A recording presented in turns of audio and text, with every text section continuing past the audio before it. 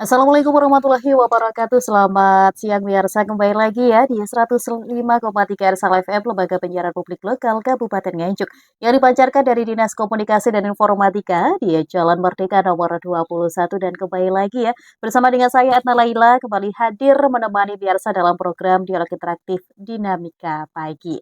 Dan pada kesempatan di siang hari ini pemirsa ya, kita akan membahas tema yang sangat penting bagi para orang tua, guru maupun masyarakat luas, yaitu terkait dengan masalah psikologi pada anak. Nah, biasa di tengah perkembangan zaman yang semakin cepat seperti ini ya, anak-anak menghadapi berbagai tantangan, baik dari lingkungan keluarga, sekolah, pergaulan, hingga pengaruh teknologi dan juga media sosial tentunya. Dan tidak sedikit anak-anak yang mengalami kesulitan dalam mengelola emosi, perilaku, maupun interaksi sosialnya.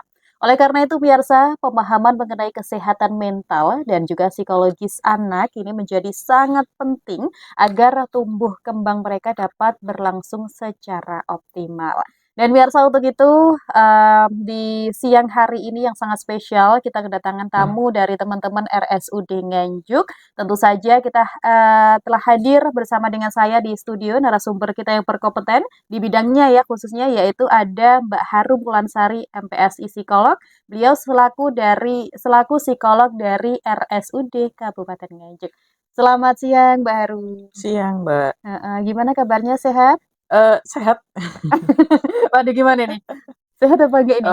cukup sehat, Oh, cukup sehat ya? cukup sehat. Oke, luar biasa. Nah, untuk tema kita hari ini Mbak Harum ya, masalah psikologi pada anak, betul nggak? Betul. Oke. Nah, mungkin sebelum kita lebih jauh lagi ya, sebenarnya yang dimaksud dengan masalah psikologi pada anak itu sendiri apa, Mbak Harum? Mhm, Monggo. untuk hari ini saya akan membahas mengenai masalah psikologis pada anak karena, seringkali ternyata sebagian orang tua itu tidak menyadari Mhm.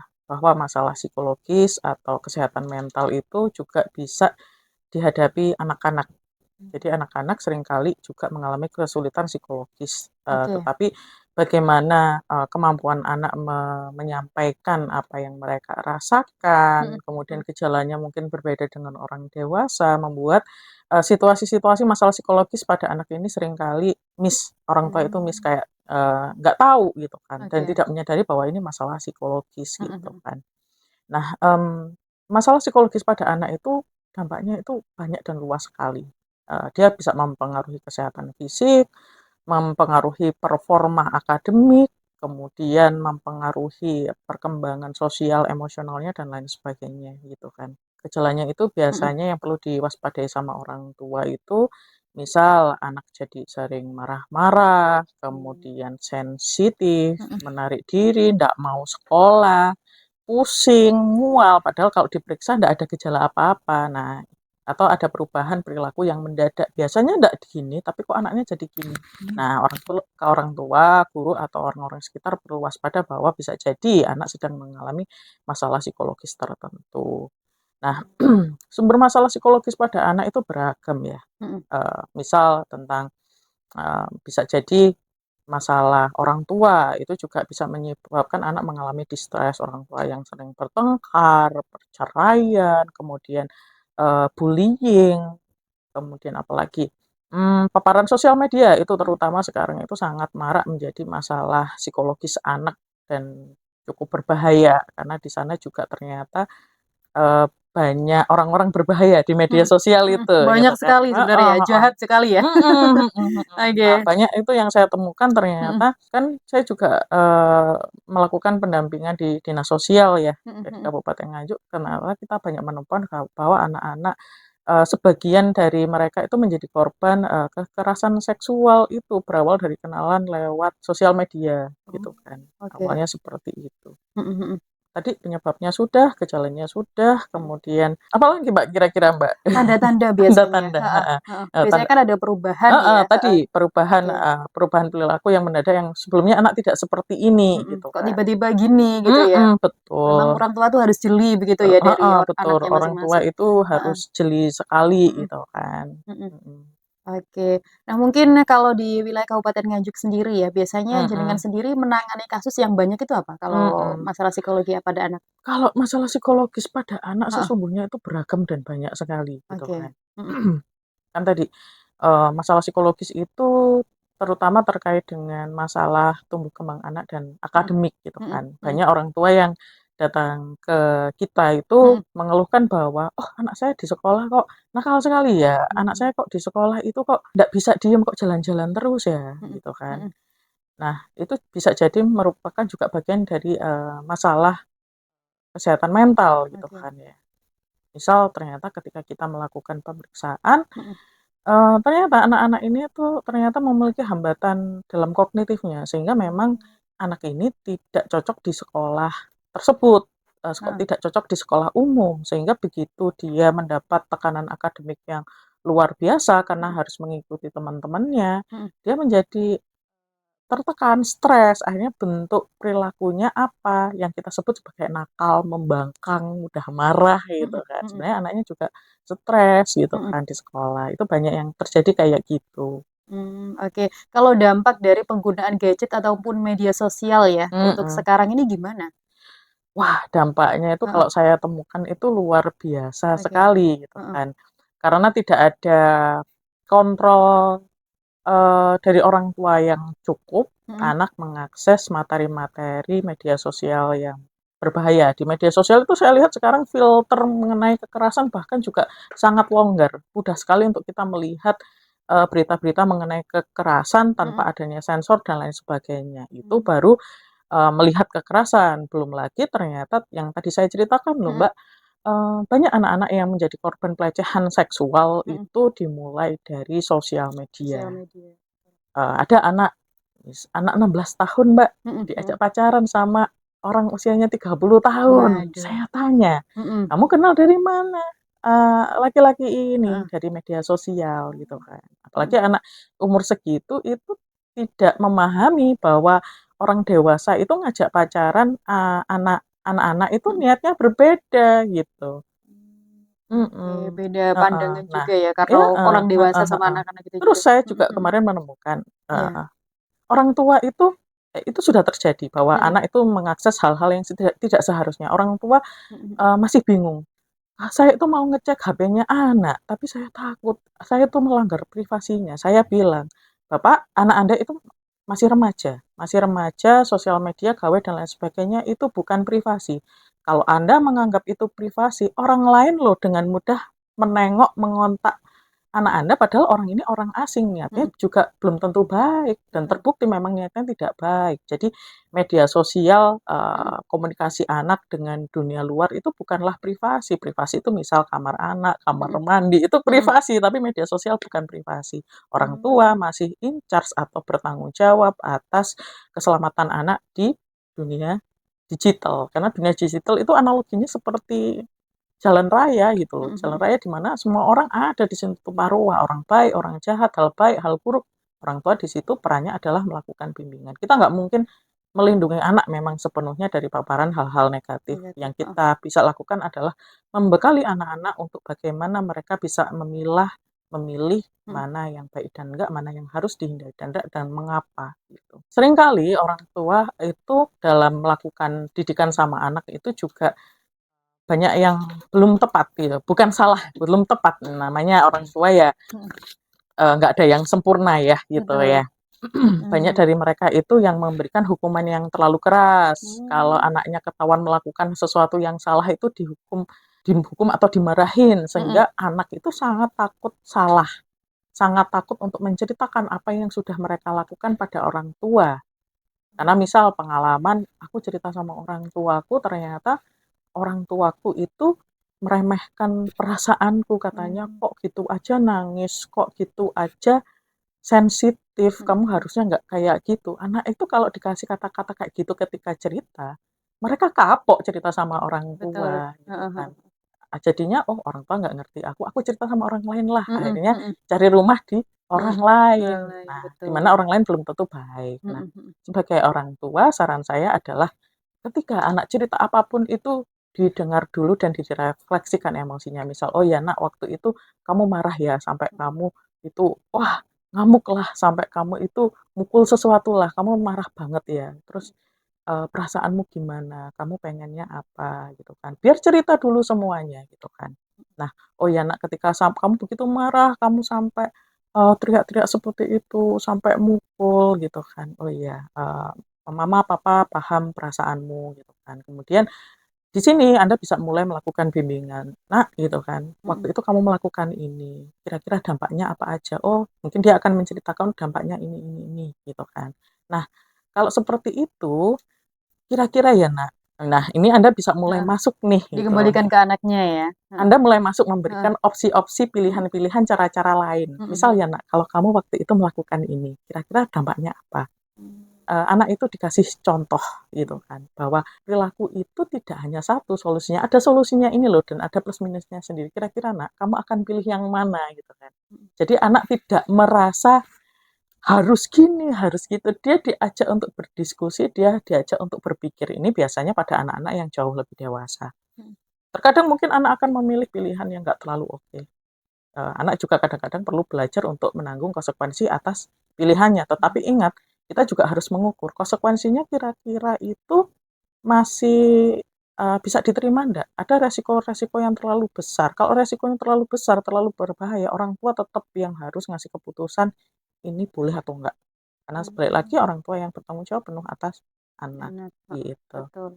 Terus juga Oke, Ini, masalah anak yang heeh. ternyata sampai dewasa juga bisa bikin masalah. Oh, apa itu, Bu? Banyak orang tua berpikir bahwa membentuk anak yang kuat itu adalah anak yang nggak boleh nangis, gitu kan. Oh, betul, heeh heeh. Anak yang Gitu nggak aja nangis aja kan gitu. anak yang nggak boleh Heeh, menunjukkan kelemahan. heeh. Padahal anak yang kuat adalah anak yang bisa mengenal emosinya, mengolah emosinya, menyelesaikan masalahnya dengan baik dan Mhm. meminta bantuan ketika dibutuhkan, Oke, gitu. heeh heeh. Tadi kan sudah dijelaskan juga ya untuk pola asuh yang benar itu seperti Mhm. apa. Kalau dari kecil biasanya itu kalau pola asuhnya, mohon maaf salah agak kurang tepat gitu ya, itu Mhm, kan juga terbawa juga sampai ke dewasa betul juga. sekali. Heeh, nah ini pola asuh yang dari kecil mungkin dari lahir Mhm ya, mhm. anak-anak sudah bisa mengenal usia sebulan, 2 bulan, itu kan sudah kayak, bayi kan sudah bisa kita ajak ngobrol kayak gitu kan. Heeh Heeh, nah heeh. itu gimana Mbak Heeh. Hanum? Mungkin ada,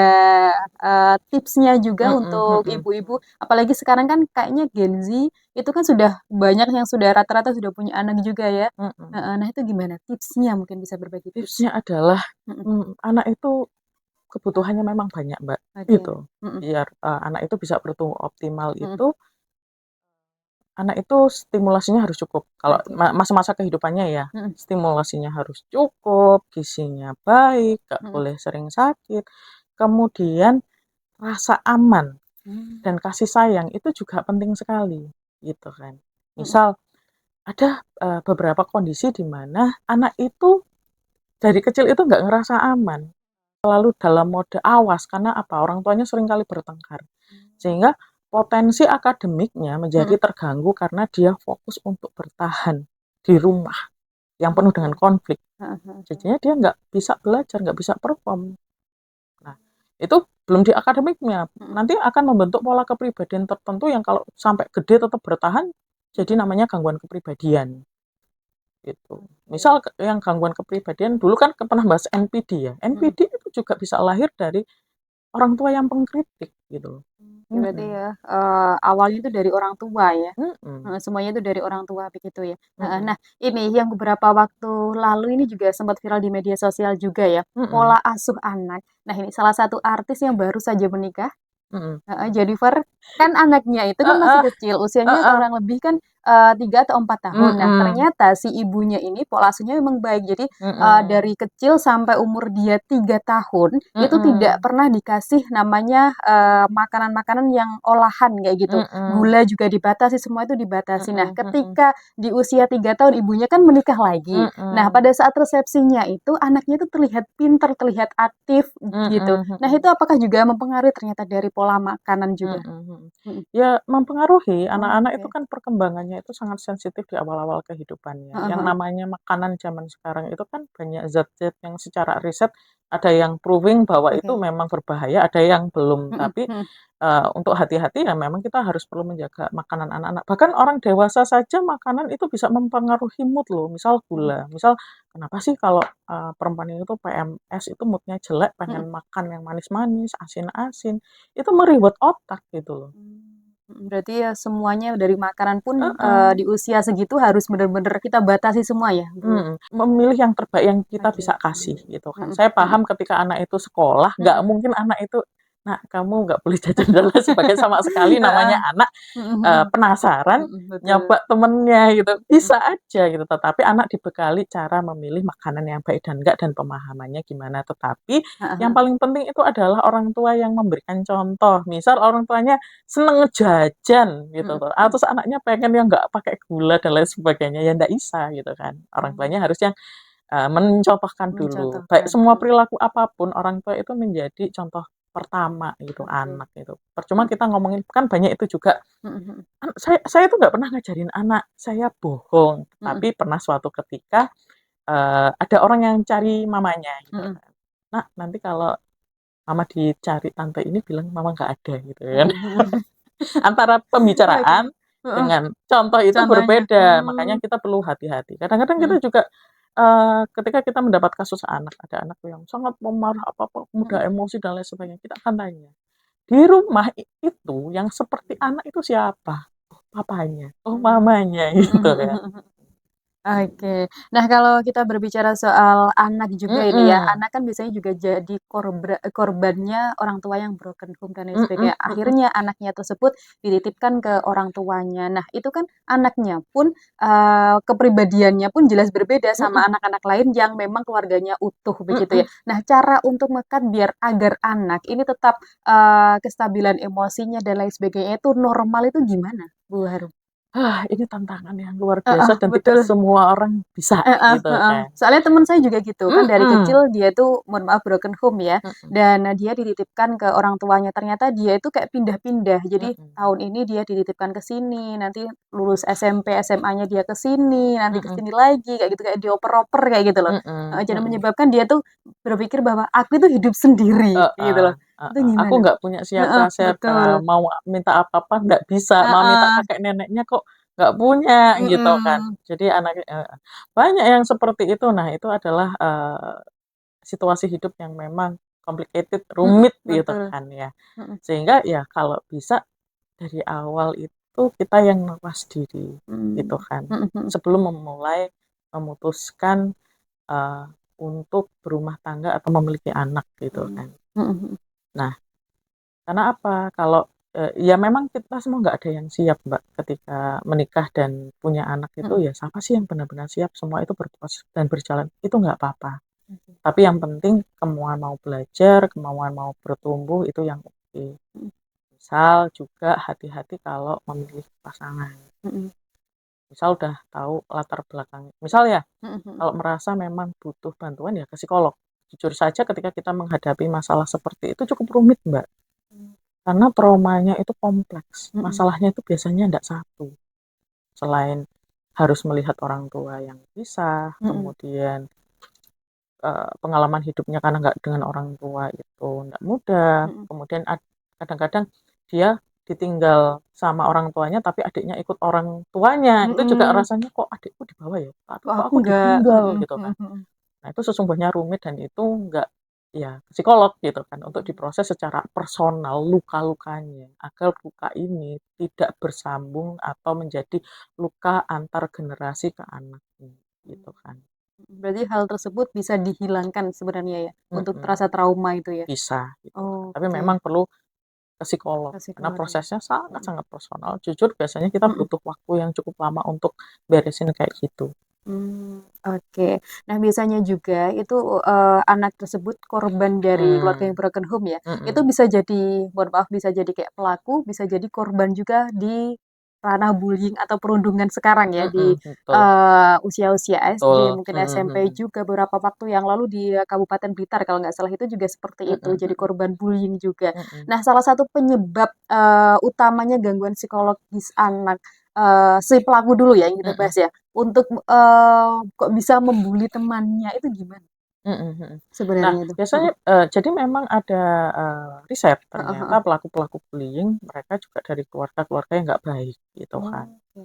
Nah, bullying itu terjadi karena apa sih biasanya? Mhm Karena ketidakmampuan empati pada anak, mhm kemudian mhm. mereka tidak mampu menyelesaikan konflik gitu. Mmm. Nah, empati ini bagaimana seorang anak bisa membentuk empati yang baik Mhm kalau mhm. dia sendiri tidak mendapatkan kasih sayang dari orang Orang tua. tuanya, gitu. Bagaimana seorang anak itu belajar menyelesaikan masalahnya kalau tidak ada yang membimbing bagaimana menyelesaikan masalahnya, Mhm mhm. gitu. Mmm, Kemudian, eee, banyak rasa frustrasi, mhm. rasa marah itu yang lampiaskan pada orang lain sehingga dia melakukan bullying, gitu. Oke, berarti semuanya tuh sebenarnya kembali lagi ke keluarga, kembali lagi ke orang tua ya? Mhm mhm Oke. mhm Kalau untuk penyembuhan si korban bullying-nya ini mhm. gimana? Biasanya penyembuhan korban bullying, Mhm. yang pertama adalah kita memastikan lingkungan anak itu aman.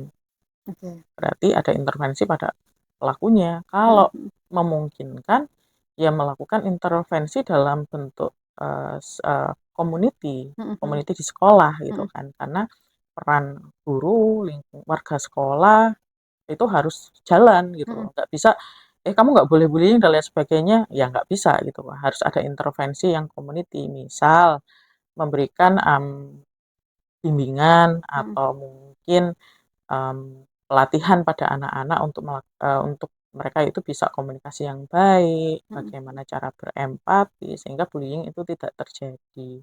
Kemudian ada sistem mungkin pelaporan, pengawasan, dipasang CCTV di, blind spot sekolah sehingga anak tidak tidak berpikir 2 kali lah kalau mau melakukan bullying itu kan. Oke.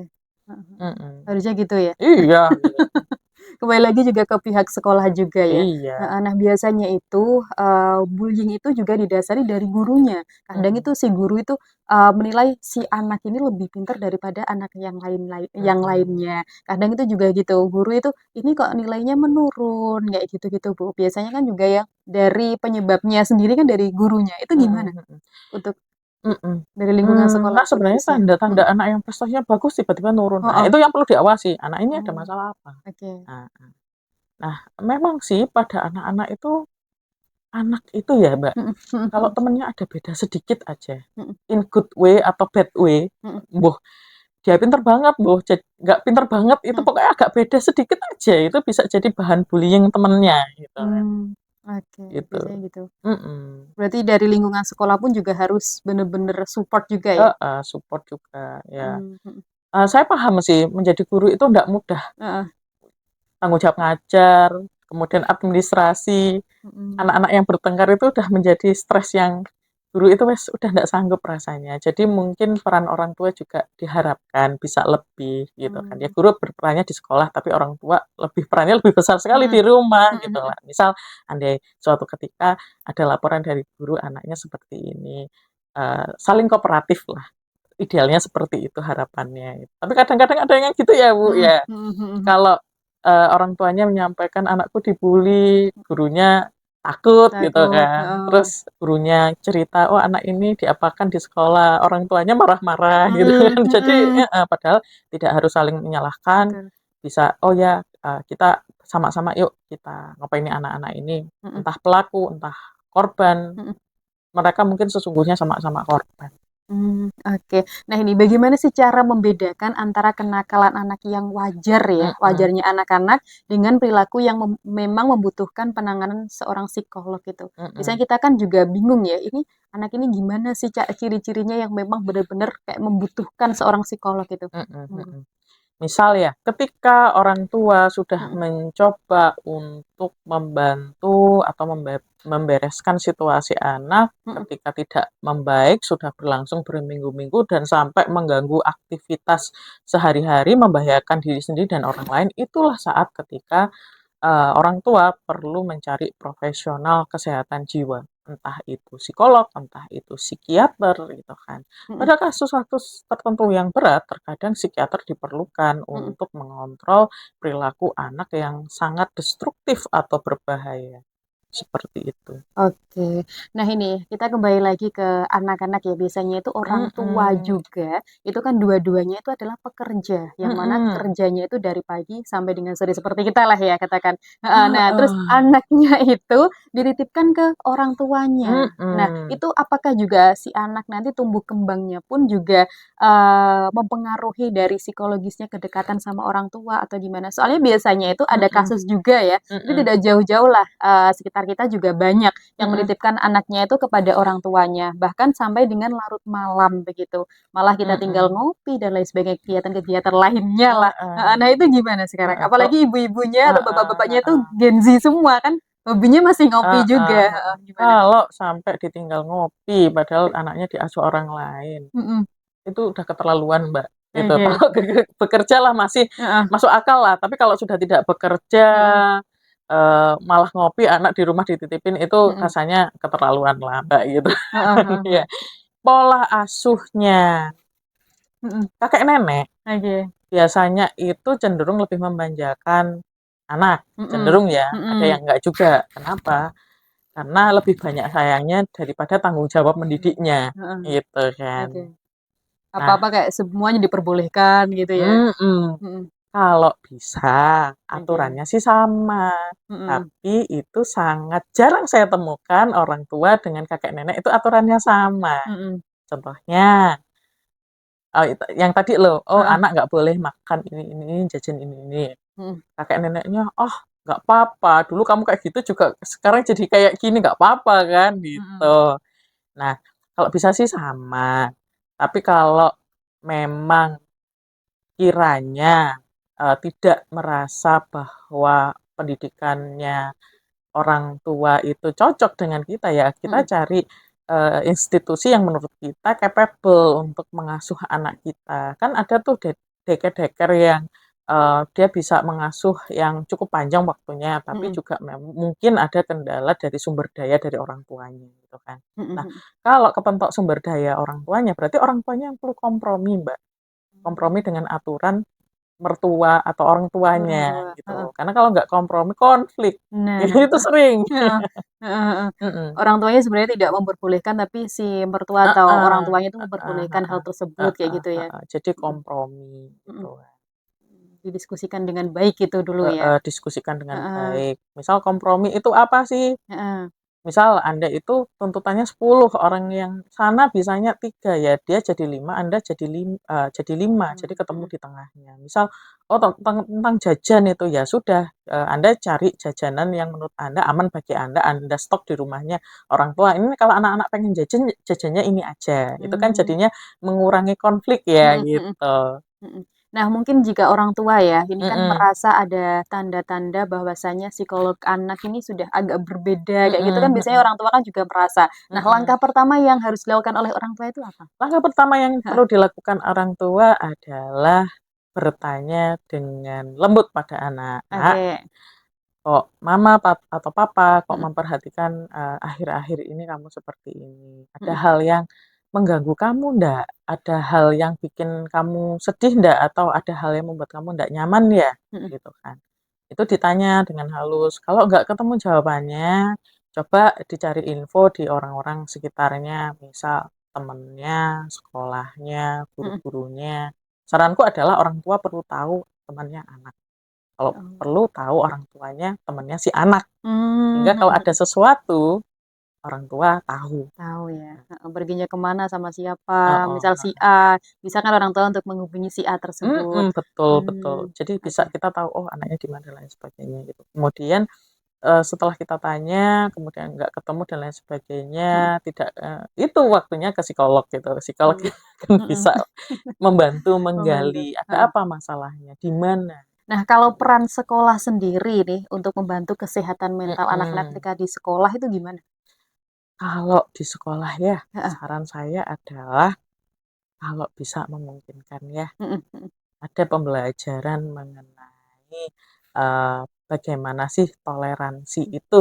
Karena tadi heeh. anak-anak itu kalau temannya sedikit berbeda itu dibully gitu Dibully, kan, sehingga betul. anak perlu diajarin mengenai toleransi, Mhm bagaimana menghadapi perbedaan, kemudian bagaimana cara menghadapi, konflik, mhm bagaimana cara, berteman dan lain sebagainya, kemudian kalau mereka ada masalah itu harus apa. Nah mhm. itu kalau bisa sih ada ya gitu, tapi biasanya kayak gitu kalau di sekolah sekarang siapa ya yang ngajarin? Kalau zaman kecil dulu sekolah kayaknya nggak pernah diajarin kayak gitu di sekolah, Mhm sayangnya ya. mhm mhm. Itu sayang sekali sih, tapi saya berharap ke depannya itu bisa seperti itu. Atau mungkin kalau guru merasa, "Oh kayaknya nggak bisa nih kasih materi kayak gini." Mhm. Boleh loh kayak guru itu mengundang profesional-profesional untuk memberikan kelas atau materi di sekolah mereka. Itu bisa banget gitu. Dan ini ada satu WhatsApp dari Theo yang berada di kawasan Magelang. Nah, ini mau tanya, bagaimana cara membedakan kenakalan atau perubahan mood yang wajar dengan indikasi masalah psikologis yang serius? Monggo, Mhm Mbak mhm. Rum. Nah ini, bisa jadi tricky juga kalau mereka tinggal di rumah yang penuh konflik, standar ekspresi emosi yang berlebihan dan enggak itu kadang-kadang beda, Mbak, Beda. Heeh. gitu. Kalau menurut kebanyakan orang yang keluarga baik-baik, Mhm. marah dengan teriak-teriak itu udah nggak wajar gitu. Teriak-teriak, gebrak meja, Mhm. jebol nih pintu, nah itu nggak wajar, Mbak, itu perlu diperiksakan. Tapi kalau marah-marahnya masih kayak, nangis, Mhm. kemudian mungkin, nadanya tinggi Mhm. selama tidak berlebihan dan tidak berkepanjangan itu masih normal, gitu. Tapi Mmm. kalau sudah yang teriak-teriak nggak jelas, nggak bisa diajak komunikasi, merusak barang, Mhm. membahayakan dirinya, Mhm. itu yang kita definisikan sebagai nggak wajar. Nah, ini buat orang awam itu memang sangat tricky, tapi Mhm. untuk profesional kita tahu batasnya, mana Mmm. ini yang masih normal, mana yang enggak, Enggak, gitu kan. heeh. Karena kalau profesional kan kita melalui proses pendidikan yang panjang, Mhm. supervisi yang panjang, yang itu kita banyak belajar kasus, sehingga batas antara normal dan tidak itu lebih mudah bagi kita. Tapi kalau yang saran saya sih kalau yang sedihnya, marahnya sampai berlarut berhari-hari, Mhm. sampai Mhm. ndak bisa sekolah, Mhm. sampai ndak bisa ngaji dan lain sebagainya, itu yang jadi, tanda bahwa Tanda. ini sudah nggak wajar, Oh, gitu. oke. Nah, misalnya juga kita kembali ke sekolah ya, Mhm. heeh, itu ada kasus kalau anaknya itu kan selalu naik kelas ya, tapi Iya. ternyata itu kayak IQ-nya, mohon maaf ya, IQ-nya itu Mhm. tambah-tambahan saja itu tidak bisa, itu gimana? Mhm mhm. Bukan niat mengkritik, Heeh heeh. tapi Oke. realitanya itu karena Heeh. sistem pendidikan saat ini kan, no one left behind ya, nggak ada Mhm. yang tertinggal sehingga bisa ndak bisa anak naik. Naik, Ini betul. ternyata, kalau dari pengamatan saya sebagai psikolog dan kasus-kasus yang datang, Mhm. ini menjadikan anak-anak yang sesungguhnya membutuhkan perhatian khusus menjadi terabaikan. Mmm. Ada beberapa kasus, lumayan banyak gitu Mhm kan, mhm. udah SMP gitu kan, Mhm. kemudian datang ke kami, dia mengkonsultasikan anaknya, "Kok anak saya nggak bisa fokus di kelas ya?" dan lain sebagainya. Biasanya orang tua tidak terbuka gitu kan. Mhm. Ternyata kita asesmen, oh iya ada riwayat, masalah perkembangan. Biasanya indikasi pertama adalah, dulu pertama kali ngomong atau jalannya usia berapa? Kalau anak, Mhm. belum bisa bicara, 1, 2 kata di usia 1 tahun, Mhm. belum bisa jalan usia 1,5 sampai 2 tahun, Mhm. nah ini adalah tanda-tanda ada hambatan perkembangan. Nah, biasanya anak-anak yang IQ-nya rendah, itu dari awal perkembangannya kayak gitu-gitu itu udah terlambat, gitu. Oke. Mhm. Jadi perkembangan keterlambatan itu dari awal. Jadi IQ itu jangan dimaknai hanya IQ. Intelijensi itu mempengaruhi banyak hal, Mbak. Mhm. Regulasi emosi, anak-anak yang disabilitas intelektual, kita sebutnya anak-anak yang memiliki IQ rendah seperti itu di bawah 70 itu disabilitas intelektual. Di bawah 70 disabilitas intelektual itu mereka tidak hanya aspek akademiknya yang terbatas, Mmm. tetapi juga perkembangan motoriknya, bahasanya, komunikasinya, kemudian sosialnya itu terbatas. Biasanya anak-anak ini juga kalau main itu dengan anak-anak yang usianya lebih rendah. Karena Mhm. kalau dengan anak-anak usia lebih tinggi mereka nggak nyambung. Bahkan dibully karena apa? Mhm. Nggak nyambung Nggak tadi gitu nyambung, kan. heeh. Nah, banyak itu. Kemudian ketika kita tes intelijensi, IQ-nya 50, 60, kita sampai bingung, loh Mhm. kok bisa ya anak masuk SMP Mhm dengan mhm. IQ IQ segitu. yang sekian Mhm gitu mhm. kan. Ternyata ya kayak gitu, tidak ada proses seleksi secara kemampuan akademik ketika naik Gitu. kelas gitu. Ini Mmm. kan akan menjadi, beban dari guru ya Mhm gitu mhm. kan. Bahkan mungkin jadi konflik, orang Mhm. tuanya marah-marah, "Kok nggak bisa ngajarin Heeh heeh. anakku?" Padahal Mhm. bukan gurunya yang tidak Gurunya, mau mhm. mengajar, tetapi memang anaknya Kemampuan itu anaknya ya. heeh, kemampuan anaknya itu tidak sesuai dengan Mhm sekolah tersebut dan mungkin memang, bukan mungkin, memang mhm. dibutuhkan untuk anak ini diarahkan ke sekolah yang lebih sesuai dengan Sesuai. kebutuhan anaknya. Tetapi Mhm ini tantangan bagi psikolog juga mhm. untuk membuat orang tua itu bisa menerima, Mbak. Tapi Mhm. kita juga paham menerima anak dengan kebutuhan khusus itu tidak mudah. Kalau anak-anak yang berkebutuhan khusus seperti itu, Mbak Harum ya, Mhm. itu apakah juga memang itu dari kayak keturunan kayak gitu atau gimana sih? Anak-anak dengan disabilitas Heeh intelektual heeh. itu faktornya banyak, Mbak. Mhm mhm. Biologis atau genetik bisa. Oke. Misal Down syndrome itu kan juga akan menyebabkan seseorang anak itu disabilitas intelektual. Misal Mhm kelainan-kelainan genetik gitu mhm kan, mhm sindrom XO, mhm. kemudian Klinefelter gitu kan, Down syndrome itu mereka itu intelektualnya terbatas memang dari genetiknya. Mmm. Kemudian tadi yang saya bilang bahwa anak-anak itu butuh stimulasi, kurang stimulasi, Mhm. gizinya Kurang, heeh. kurang, kemudian, itu juga bisa menyebabkan anak intelijensinya itu menjadi nggak optimal gitu. Oke. Kurang gizi kronik itu Mhm juga mhm. bisa menyebabkan penurunan intelektual. Mungkin, kita semua pernah dengar istilah stunting Mhm ya. mhm mhm. Stunting itu tidak hanya membuat anak kecil, Mbak, tetapi Betul. secara intelektual dia juga Ya, tidak berkembang, kadang gitu. nggak belum bisa bicara usia 2 sampai 3 tahun kayak gitu. Heeh. Jadi kalau ibu-ibu ya, Mhm, gitu kan, ketika, baru hamil, heeh. dapat yang namanya buku pink, itu dibaca. Itu di situ Mmm. ada, oh cara gizi yang baik itu seperti apa dan lain sebagainya, itu ada semua di situ, tapi banyak yang tidak membacanya, Mhm, betul? betul. Padahal buku Oke. itu diakomodasi dari buku, kesehatan ibu dan anak dari Jepang loh ya. Mmm, Kalau mhm kita nurut itu, anak-anak itu sesungguhnya akan berkembang baik gitu. mhm. Dibaca aja, Oke. enggak. Oke. Nah, mungkin yang terakhir, Mhm, Mbak Harum ya, ini sudah menit ke-59 dari lepas jam 11 mhm, siang. Pesan yang ingin jenengan sampaikan, khususnya kepada orang tua yang berada di wilayah Kabupaten Nganjuk ya, terkait dengan pentingnya menjaga kesehatan psikologis pada anak. Monggo. mhm. Kita perlu memahami bahwa Mhm, anak itu juga bisa stres, oke. anak juga bisa tertekan. Jadi kalau anak mengeluh tentang bagaimana perasaannya, jangan menyepelekan perasaan anak. Mhm, Kita paham bahwa sebagai orang dewasa beban kita banyak, kita juga capek, mhm, anak-anak pun sama, betul. gitu. Mhm, Kemudian, zero tolerance sama kekerasan. Jadi nggak boleh tuh anak nakal terus dipukul, jangan ya gitu. mhm. Atas nama mendidik, jangan ya gitu kan. Karena apa, lain lah pendidikan sekarang sama dulu gitu kan. Mungkin dulu dulu itu kalau dipukul, temanku juga dipukul maknanya ya udah, kalau nakal ya udah dipukul gitu. Tapi Mhm. zaman sekarang memukul itu bukan sesuatu yang wajar, melukai anak bahkan bisa, berakibat fatal bagi kesehatan anak, Kesehatan. gitu. Oke, luar biasa sekali ya Bu Harum. Terima kasih Iya, juga ini telah menyempatkan waktunya ya untuk berbagi ilmu wawasan kepada pemirsa yang berada di rumah. mhm, Dan sehat selalu Bu Harum, selamat siang. siap, Oke, pemirsa, dari perbincangan kita di siang hari ini ya dapat simpulkan bahwa kesehatan psikologis anak ini merupakan bagian penting dari tumbuh kembang yang tidak boleh diabaikan. Anak yang sehat secara mental akan lebih mampu belajar, berinteraksi, mengelola emosi, dan juga menghadapi berbagai tantangan kehidupan. Oleh karena itu, pemirsa, peran keluarga, sekolah, dan juga lingkungan sekitar ini sangat diperlukan untuk menciptakan suasana yang aman, nyaman, dan mendukung perkembangan anak secara optimal. Dan saya Nalaila pamit undur diri dari ruang dengar Anda. Sehat selalu, selamat siang, dan wassalamualaikum warahmatullahi wabarakatuh.